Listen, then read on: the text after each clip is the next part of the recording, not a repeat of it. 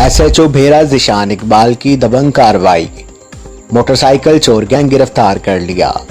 तफसील के मुताबिक SHO भेरा ज़िशान इकबाल ने सहाफ़ियों से गुफ्तगू करते हुए बताया कि DPO सरगोदा मोहम्मद हसन मुश्ताक साहब के हुक्म पर जिला भर में क्रिमिनल लोगों के खिलाफ सख्त कार्रवाई करने का कहा गया।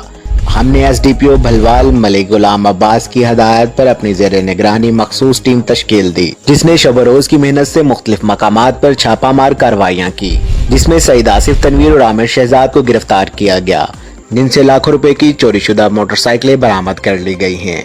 मजीद जानते हैं इस रिपोर्ट में। सारे दोस्तों आपको बुलाने का मकसद यही था कि एक हमने यहाँ पे बेरा में कार्रवाई करते हुए मोटरसाइकिल गैंग जो चोरी करता था वो पकड़ा है।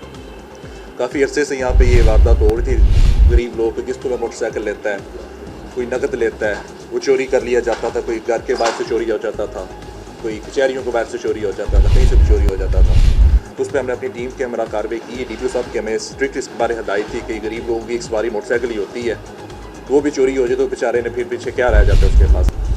तो उसमें DPO साहब की हिदायत पे और SDPO मलिक गुलाम अब्बास साहब की निगरानी में हमने टीम तश्कील देकर, जिसमें इस्लाम ASI और बाकी जवान शामिल थे।